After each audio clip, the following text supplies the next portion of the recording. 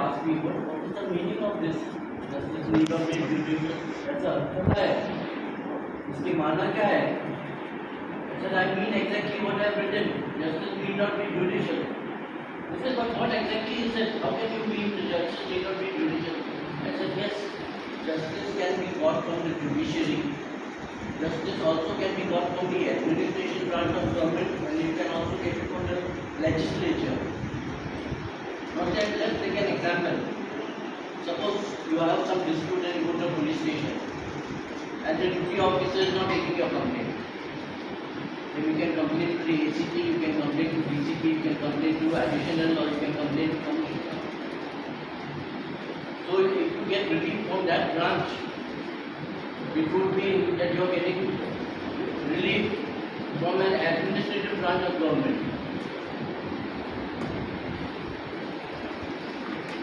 But there is another mode. You can also go as a private, you can go as a complaint.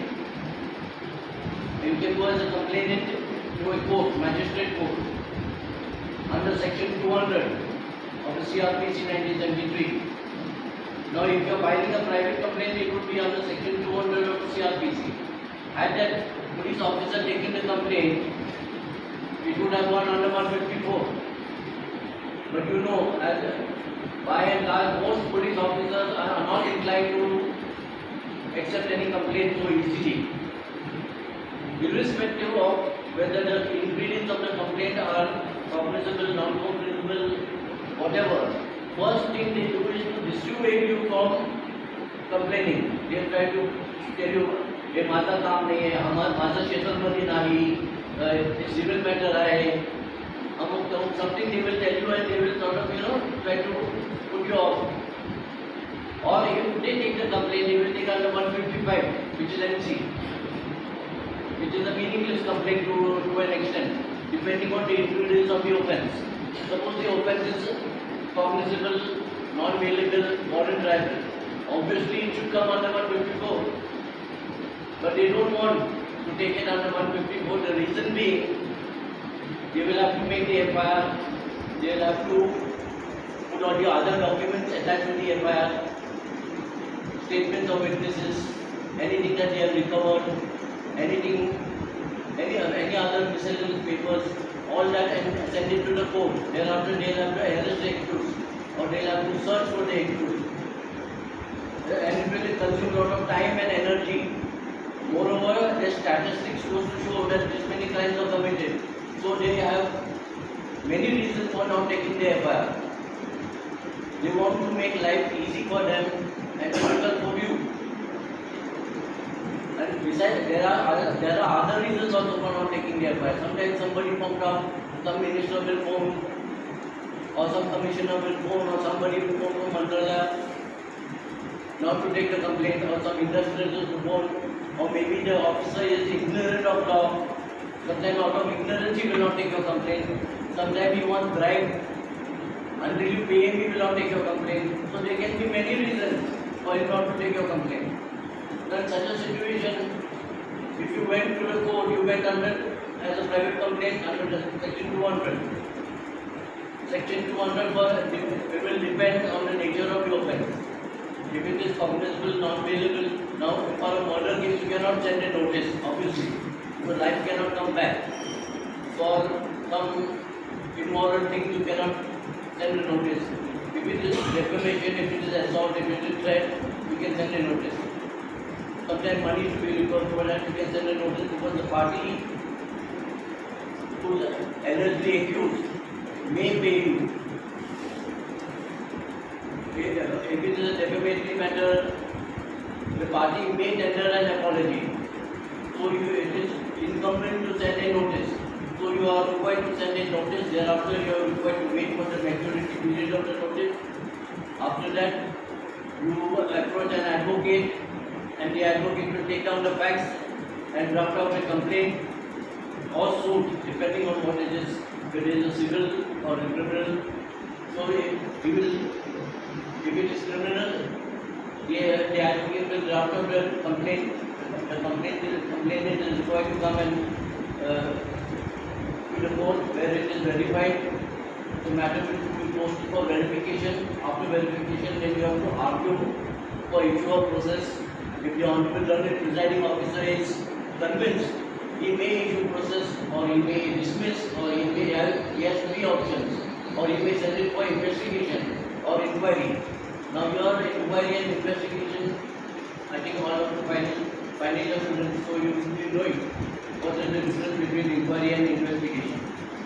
When if it is sent for inquiry, it is sent under 202, and if it is sent for investigation, it is sent under 156(3). If it is 202, the scope is limited to only calling parties and inquiring. You can call the accused, you can call the complainant, the investigating officer. Police officer can call complainant, accused, witnesses, and any other person who is supposedly associated with that subject matter.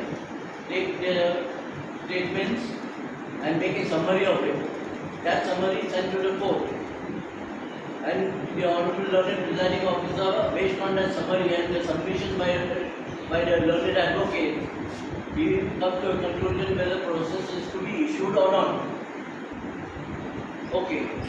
So all this will take time. Because the day you file, on that very day you don't get verification. It is posted for verification. Thereafter it will be posted for argument. Immediately 2 or 3 months are going in this process.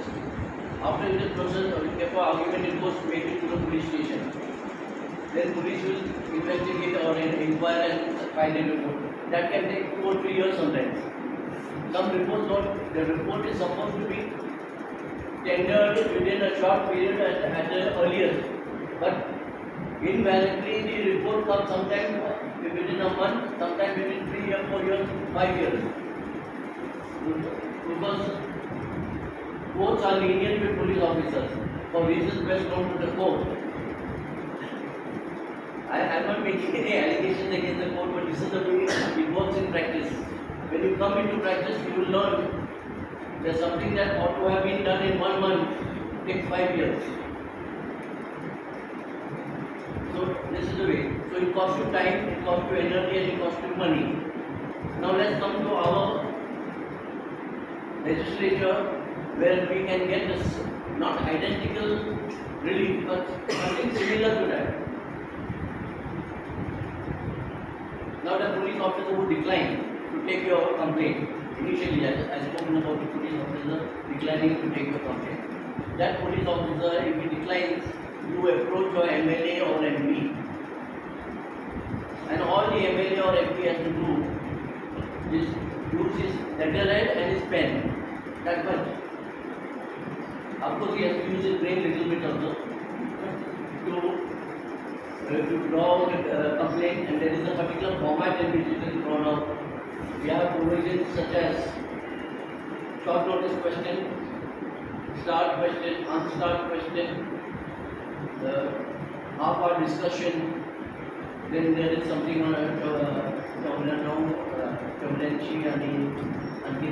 105 also there, Lakshavedi, calling attention motion, and there are various other motions and other instruments by which you can take stock of the hearing officer, police officer. So you draw your MLA or MP draws out his grievance seeking an inquiry. That inquiry is a legislative inquiry, and he sends it to the Chief Secretary of Vidhan Sabha. The Chief Secretary in turn will send it to the Speaker. The Speaker has a cursory look over it, because the Speaker has thousands of them. So he just has a little look over it and with initial green pen. So it gets approved. If it is approved, then there will be circulation. There are 288 members in the Legislative Assembly here nowadays.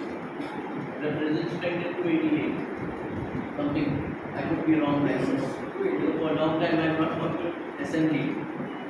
So 288 members will be there. So each member will get a copy of that. Apart from the members of the Assembly, some copies will be kept for government officials, Home Department, Director General of Police, Commissioner of Police. The Commissioner sends it down the line, coming to the concerned officer who refused to file the FIR, refused to accept the FIR. Now that officer is required to show cause as to why he refused to accept the complaint. So he has to give an answer, and not just any answer. He has to give an answer, plausible answer, an answer that is tenable in law. But as you know, some police officers, 56-inch chest, they flex the muscles. No, it देखा जाएगा. I will give a movie answer. I will give an evasive answer. So we try to give some silly answer or some skirting answer. But that skirting answer, if your MLA or MP is very well versed with the procedure of the house, will make the matter even worse for the official who has committed the mistake. In this case, being present police officer, by giving an improper answer or evasive answer, if your MP knows the ropes of the tricks of the trade and is well versed with the procedure of the house, he will raise the matter what was otherwise under Rule 71, 72. We will take it under Rule 84 or 94. Rule 94 permits him to have half-hour of discussion on the floor of the house in respect of the subject matter, in respect of the answer that came. Now, half-hour is too much. Actually, 5 minutes is sufficient. 2 minutes are sufficient because the MLA when he is speaking and so many other MLAs are sitting in the house, everybody hears, the story has gone into everyone's ears. Okay? And each MLA will try to score brownie points as to whether I can take this issue, as to whether I can extract something from that man. And it is sort of horse trading and sort of things go on. So some MLA will say, हो साहेब आता तुमचा जीव वाचवण्यासाठी मला काय देणार. And there are 288 MLAs, so he cannot bribe 288 MLAs. The cost of bribing 288 MLAs will be more than the cost of a job. See, so what he does, the police, as he has to give an explanation. Better than giving an explanation, he will change the complaint from 155 to 154. उसमें क्या हो गया? आपका काम बन गया. आप तो चाहते थे कि FIR दर्ज हो जाए. आखिर में FIR दर्ज हो ही गया ना. तो चाहे कोर्ट की मांग से लिए, whether you gone to the court or whether you gone to the assembly, you got your work done. The issue in question is getting your work done. Cheap, fast, and without much of exercise, without much expending much energy. So once the FIR is drawn, once he changes the NC to CR, he will make an entry and give an explanation that it was an error of judgment. He also wants to save his image and he wants to save his job. So he will say it was an error of judgment or there was delay, I could not take this for this reason, for that reason, something or the other. Eventually your job is done. So this is one of the ways of getting work done from the police. Now this same instrument and this same exercise can be used. Let me take another example. Everybody is staying in flats, and buildings and all that. So you have cooperative housing society. And in cooperative housing society, there are quarrels, sometimes there are misunderstanding, disputes between an individual member and the society as a body corporate. Now this matter dispute, it goes, these kind of disputes do not go to the court. Because in cooperative matters, some matters are resolved through quasi-judicial officers and some matters go to the cooperative court. Between section 91 to 98 or something like that, go to the cooperative court. The rest of the matters are adjudicated by the deputy registrar, additional registrar, joint registrar, the register and then to the Minister of Cooperative Affairs. So that is one route, and this is another route by going to court. So where the matter first comes before the lowest rank of officer, the Deputy Registrar of Cooperative Societies. They have various boards. In some places they have boards, in government they don't have boards, but they have cooperative registers.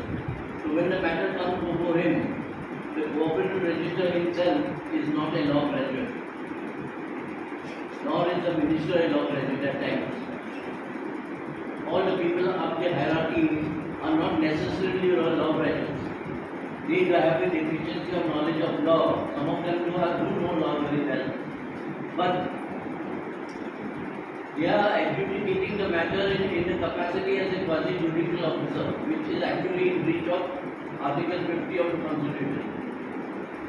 Because they are functioning as a judicial officer, simultaneously they are functioning as an administrative, in the administrative capacity. Of course, that is a separate issue in itself. But these officers think that no one can touch us. We are government servants. And people will, if anybody wants to prosecute me or sue me, they will have to take sanction under 197, or they will have to go for criminal, they need sanction. And for civil, they need a notice under Section 80 of CPC. So even then, courts and the department always invariably supports the defaulting officer, because they are from the department and they consider it a duty to protect their officials. So this officer, when he sometimes he sides with the cooperative society, sometimes he sides with the private member, sometimes in breach of law. When I say he sides, means he sides in breach of law. Sometimes he is adjudicating a dispute of a cooperative bank. Sometimes he favors the bank in breach of law. Now I'll give you an example. Where is the breach? Now if I am the defaulting, if I have taken a loan from the bank, and I have received notice that I am entitled to, I am indebted to pay so much, whatever. I say I want inspection of documents and papers, and I want certified copies. Same thing with cooperative society. If your bill comes, monthly bill maintenance, it comes very high, or something is there, where some dispute. We are being charged for parking, or you are being charged non-occupancy charges, or being charged something which is in breach of law, and you want inspection of documents. They say we will not give you inspection. We want grant inspection. The matter goes to the court. Court is, when I say court, in that context, it means deputy registrar. So the matter comes before the deputy registrar, and the deputy registrar is not very well versed with law, but he knows one thing: to side with anyone who either pays him, or anybody who is influential and gets a phone from Mandala or something like that. So he will side with the wrong person at times. Sometimes maybe error, maybe genuine error sometimes but most of the time it is not error, because they know they work very well. They don't have knowledge of law, but they have a lot of experience. See, so when he declines, and a matter comes in before him and he says, society is right, they will not give you inspection of documents, or bank is right, and they will not give you inspection of documents. Then what do? Then you can use this procedure. Take the matter on the floor of the assembly under Rule 31 or Rule 32, asking for as to under what provision of law he declines to grant inspection on your application dated so and so. When the law enjoins upon him to grant inspection as per Section 32 of Maharashtra Cooperative Societies Act, every member is entitled to inspect documents and get certified copies thereof. Section 32 is to be read with Section 117, I think, of the bylaws. But even otherwise, if you look at Section 32, all on its own, independently, it is amply clear that society or bank shall, the word is not may, it is shall. So you have to know the interpretation of statute. When it is written it shall grant, because that is a statutory provision and the court cannot override it. Unless the court adduces some convincing evidence as to why the court intends to override it. Because even the Supreme Court is not supreme. Supreme Court is supreme in most matters, not in all matters. That I will tell you later on. I don't mean to insult the court, but this is a factual position which we are not taught. In most colleges we are not taught. Of course we are required to respect the court, we are required. But that doesn't mean if it just says, sun is shining at 12 o'clock in the night, I'll say yes my lord. As an advocate, we are an officer of the court. And the Bar Council of India rules state that it shall be the duty of every advocate to invite the attention of the court if it is going wrong anywhere. See, there is probability of the court also going wrong. And it to invite the attention in a dignified and respectable manner is no offense. So as an officer of the court, you are advocates, you are officers of the court. So you should respect the judge and the judge should respect you as well. So this matter, suppose it comes and the officer and the deputy registrar has declined, then again you will ask, your MLA or MP will raise this question. Under what provision of law he has declined this? So he has to answer. And he has to give a plausible answer. And he has to give a tenable answer, something tenable in law, not just anything at all. And if he tries to make mischief, then his consequences of his mischief will be section 84 and 94 and 115. Calling attention motion, consummity. So, now I have shown you how you can get relief at in a police station, how you can get relief at a cooperative, at a deputy registrar's office. Take another example where it can be used. Labor commissioner. If in any industry some worker is working and his hand gets amputated or his eye gets damaged or something like that, and he seeks compensation. Apart from compensation, he will seek to file a criminal case for punishing the managers of the company.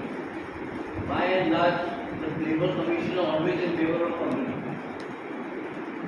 The company will throw money like anything to come out of it, because they don't want to spoil their image and the directors don't want to sit down in the jail. See? So these are the two main reasons why companies are willing to throw any amount of money, but they don't want to face any prosecution, criminal and civil, whether it's going to ULP or whether it's going for compensation in any other way, they don't want. So when this kind of issues arise, somebody's fingers are amputated, somebody's eye is damaged, some part of the body is damaged seriously, very severe damage has been done. In such an event, labor unions or individual worker, they will approach the labor commissioner for that district, Thane district or Bombay district or wherever. Labor commissioner by and large tries to shield the company. In such an event, again you can raise the matter as to how show cause as to how the laborer's hand got amputated in the machine, when it is mandatory to have a guard before the machine. The guard is to be placed in a manner that when the machine is in operation, the worker cannot put his hand inside. Now, can I give you some examples? Let us say this is some machine. This is some machine, and one press comes from. It is a press.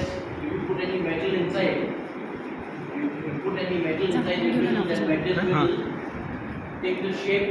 that metal will take the shape of the die. The pressure that comes is hundreds of tons pressure, hydraulic pressure.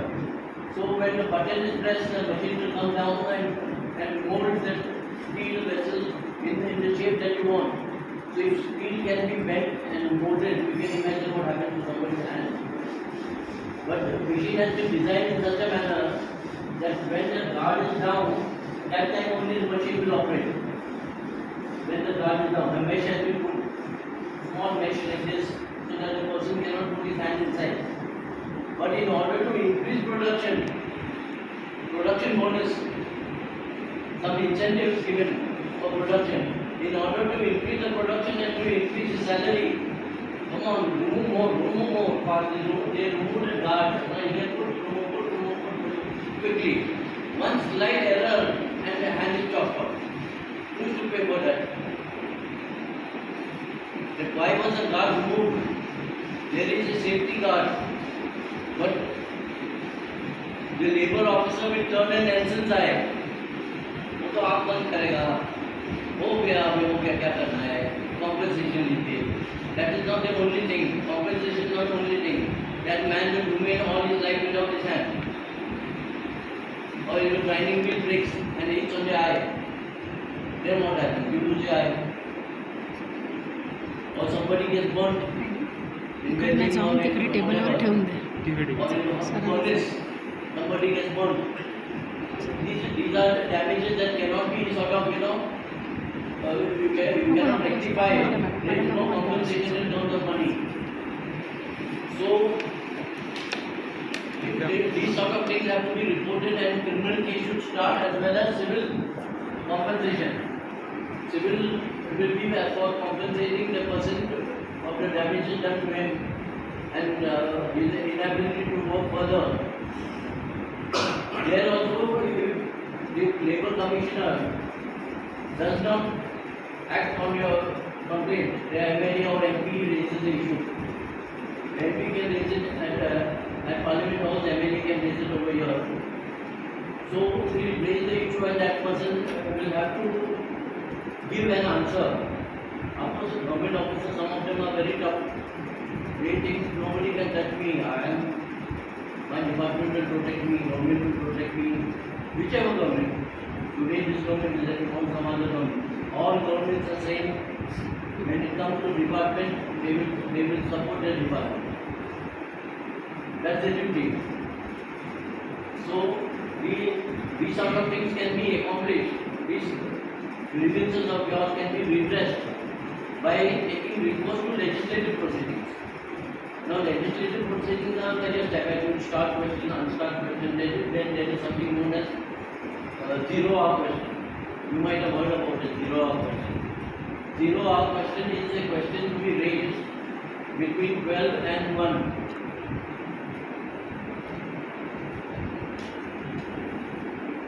Sometimes the house usually starts at 10. Between 10 and 12, what is there on the agenda for the day, that business is completed.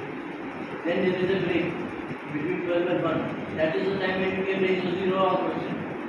When to raise a zero-hour question, you don't need to give notice of 15 days notice or 1 week notice or 3 days notice. You can raise a zero-hour question on the spot, that very day itself. So that advantage is of zero-hour question. If it is a question under 71 or 72, you will have to give 15 days notice or 1 week notice depending on whether it is within the limits of the city or whether it is outside the city. If something has happened in Palghar area or in Thane area, then the concerned minister will have to answer on the floor of the house after the MLA raises the issue. And for that he is given a period of 15 days, which is outside the city of Bombay. Within the city of Bombay, it is 1 week notice. And sometimes there are short notice questions. Short notice questions will require you to give at least minimum 3 days notice. Because you have to give notice to government. Government has to answer that on the floor of the house. So the minister concerned has to answer it. He will have to defend his department. So material has to be brought from wherever. Files will have to be shifted, files will have to be searched, and answer will have to be prepared. So minimum 3 days notice has to be given. In some cases, the minister has to answer on the floor of the house during the session. In some cases, the minister does not have to answer orally, but he has to place the report on the table of the house, which will be taken up on the next session. So they have 3 sessions in a year: monsoon session, winter session, and budget session. Unless if they call for a special session. But normally it is 3 sessions in a year. So this is the way the procedure goes on. And there are in Parliament we have something known as 377. When a particular grievance cannot be raised under various other instruments, then you bring it under section, sorry not section, I made a mistake.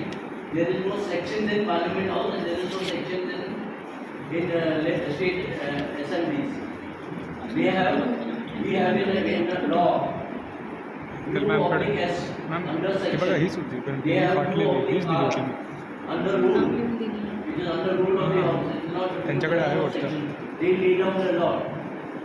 They leave the law. So they have proceedings of the house are governed according to rules of the house. And these rules of the house we have acquired from the British. This is the legacy of the British. They used to conduct things like that. And the matter should go before the House of Lords and things like that. The same way we have it here. It's a democratic process. नाही ठीक आहे नंतर करतो. We discussed, matter is there, suggestions are gone for, and objections are invited, and after deliberation and thorough scrutiny, then only the law is made or any action is initiated against anybody.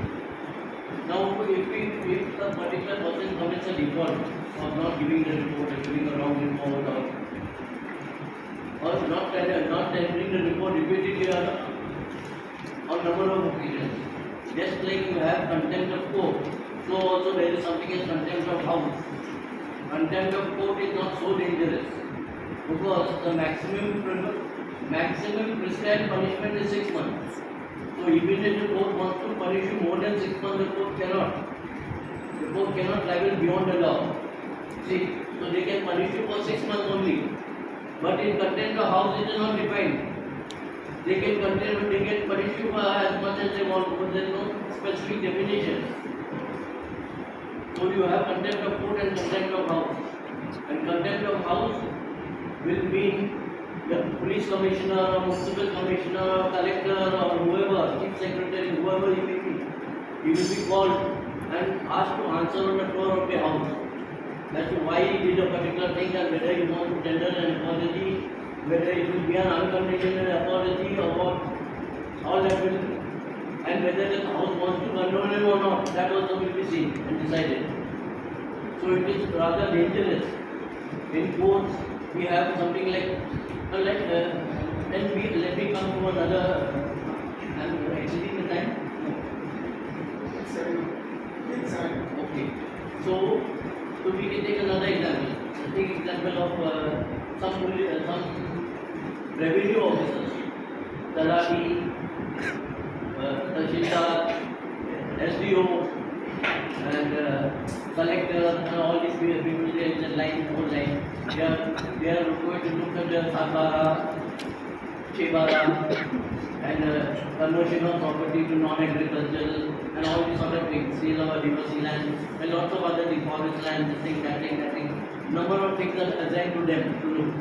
They look into that as if they are judges in a quasi-judicial capacity. With Talatis and all that, they don't know law. Some of them, of course, they know law. Some of them are even studied law formally. But by and large, most of them don't know law. They don't have knowledge and they don't even have experience. But they are sitting there, flexing their muscles by virtue of being government officials. And they do certain things in breach of law deliberately. Without informing a party, they will change the Sadhara reputation entries. That this application was made to convert this property to this, or application was made to enter this heirs of so, or application was made for some thing, and new persons have come on record. whereas the old person was nobody knows. No notice was served. No, it is mandatory to serve notice on the party, agreed party who is going to be agreed.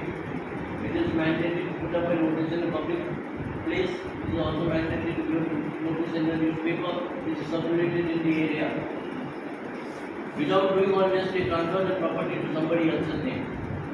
Now, such an officer, if you send them a notice, legal notice, show cause not to transfer this place without complying with all these statutory requirements.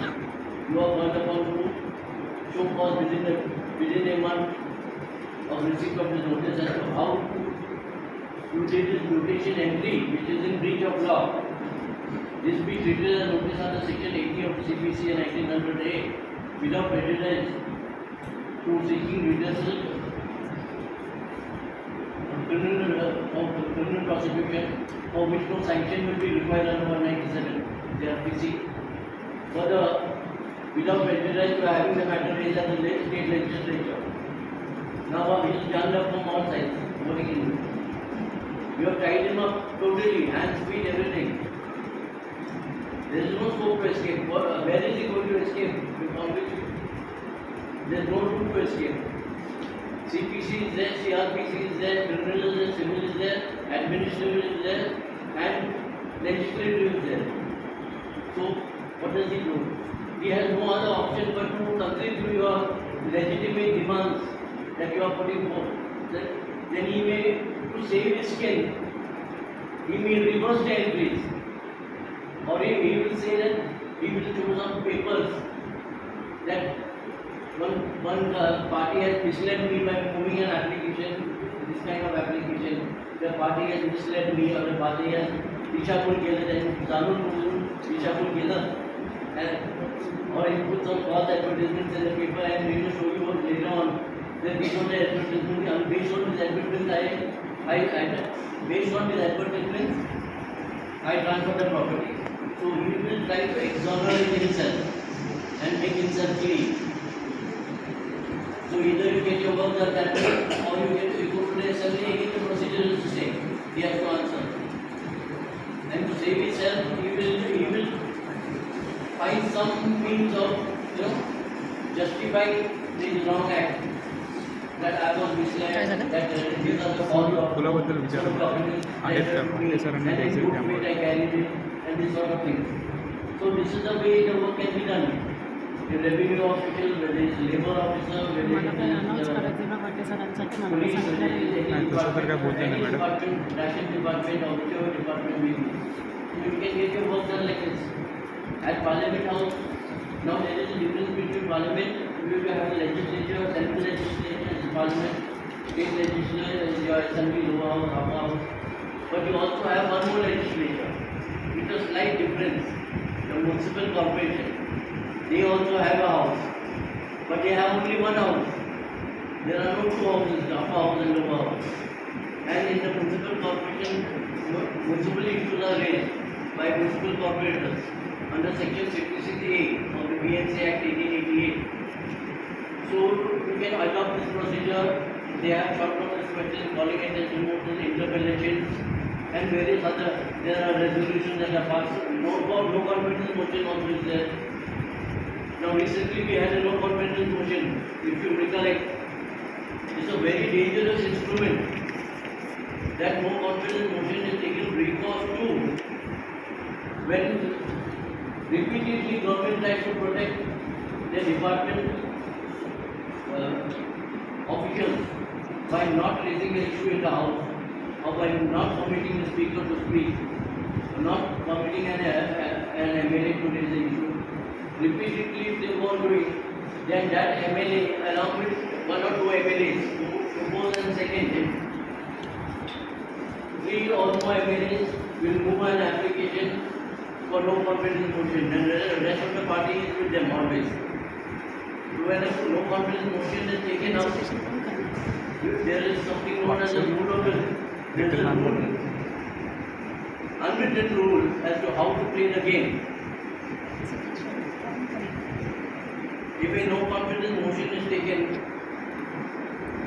the MLAs who are smart and who are very old MLAs and who know the tricks of the trade, we will see the attendance register first. As to how many people are, how many members are present. Then they will see, after seeing how many are present, then they will see how many are in the canteen. After that, they will see how many are in the lobby. Because some members even houses in session, they are sitting in the lobby and making सौदेबाजी. मैं आपको ये passing करेगा, आप कितने लाख देगा, कितने करोड़ रुपये देगा, मैं आपको लाइसेंस देगा, ये क्या देगा, all that goes on. So they will see how many are in the lobby, how many are in the canteen, how many are in attendance, in the attendance register, and when there is a minimum, at that time they put it to vote. If you are lucky, you can get your no complaint motion passed. Because at that point in time, if there are few people, by the time they press the bell and call the people, the members inside, it is already passed. So you want to know how to use these tricks when you are in the assembly, or if you are in parliament, or if you are in municipal corporation. How to use this trick to your advantage. I can even point out to you how to abuse the law, but your principal will throw me out of here. That is not to be taught in any college. No college will teach you that. That you have to innovate your own strategy after you learn the basics of this. And when you are strong enough, then you devise your own ways of how you can use it and how you can misuse it. Because no college will teach you that. That is not to be taught anywhere. See? So these are the tricks of the trade. I can go on talking endlessly if you want. In the municipal corporation also, lot of people say, "हम matter प्रलंबित है, प्रश्न कसं उपस्थित करायचं, हा महत्त्वाचा प्रश्न आहे. This matter is pending in the court. So how can we raise the matter in assembly? The Honorable Supreme Court itself has said that the court doesn't have jurisdiction to interfere in the working of the assembly and parliament. They have said by way of a case law. And as you know, case law is binding on all subordinate courts. Case law of the Supreme Court is binding on all subordinate courts under Article 141 of the Constitution. Therefore, all the courts are bound by this. Apart from that, it is also in the Constitution, there is a mention of it, which I have mentioned in my book also. There is a provision, statutory provision that bars the assembly from interfering in the working of the court and bars the court from interfering in the working of the assembly. So both of them are barred from interfering with each other. Now, just like courts can call for documents. If some document is not being produced to you, nowadays we have what you call RTI. A lot of people call for things for RTI. But earlier when there was no RTI. And even now, if you need to call documents from, in a criminal matter, I think it is section 91 of the RPC. Calling for any document, they will have to produce it. A party who has a document will have to produce it. It is not, what you call, it is not discretionary, it is mandatory. Also in the CPC there is a provision where if a document is called for, you will have to produce it. And if it is not produced, then the Evidence Act comes into play. Documents called for and not produced, both shall presume, if produced, it would go against the party holding it. So you have to be versed with your Evidence Act, with your CRPC, CPC, Constitution, and all connecting laws. So this is the way you work with the assembly, in parliament. Parliament has 377, 378, 378A, and it goes on. Depending on what is the nature of your grievance. One more thing I wanted to talk about was immunity.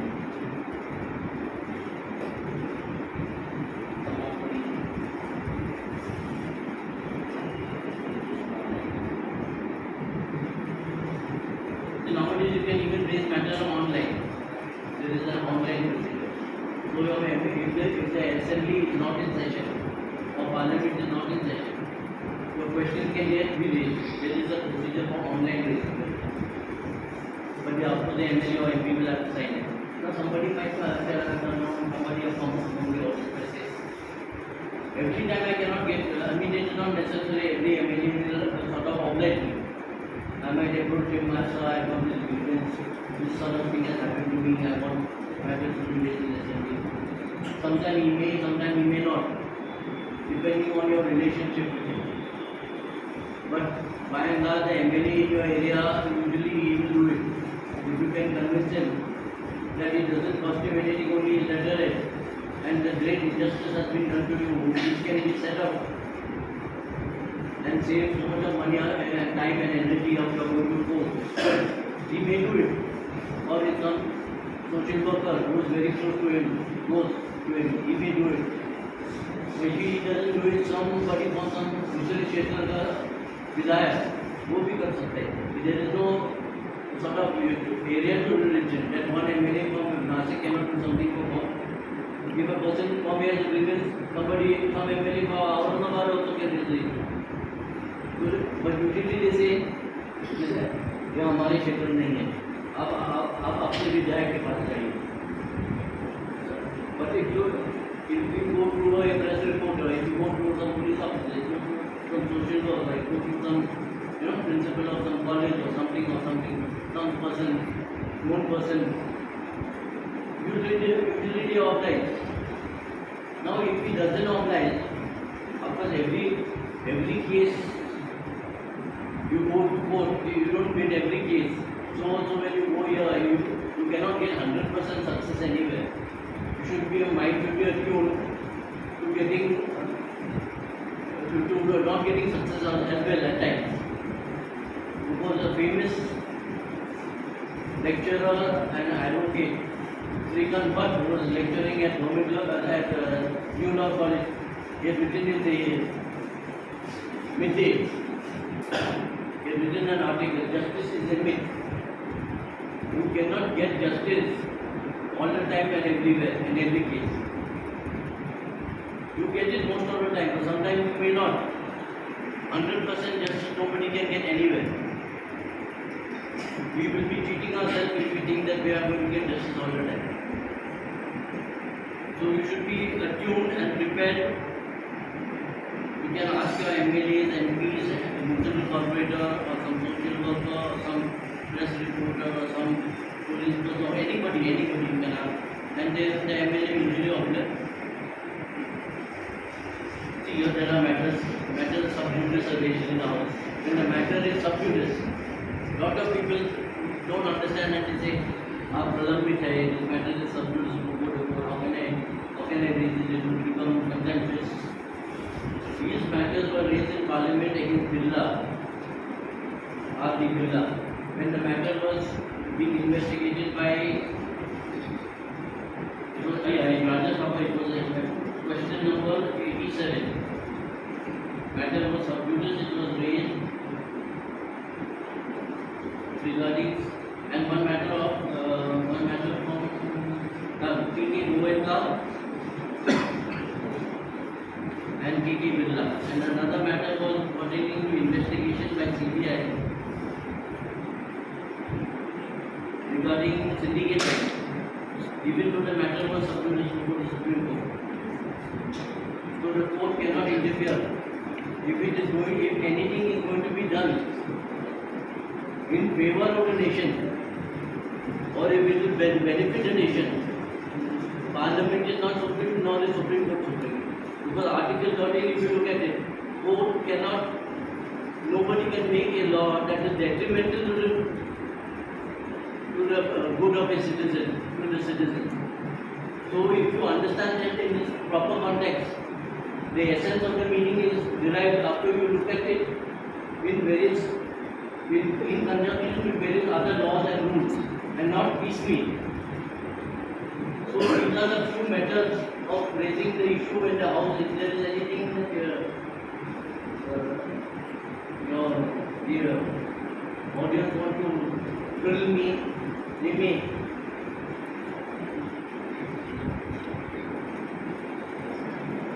Anyone want to ask any question? You can raise questions if you have any doubts, queries. Floor is open for question answers. I hope I'll be in a position to answer. Because sometimes the audience are smarter than the speaker. It happens. Anyone? You won't be utilizing this. Isn't it a great idea? This idea was always existing. I have not innovated anything. I have not discovered anything. It was in the books. But those books were in Parliament and it was thrown into some dust, collecting dust. Nobody ever utilized it in a commercial sense.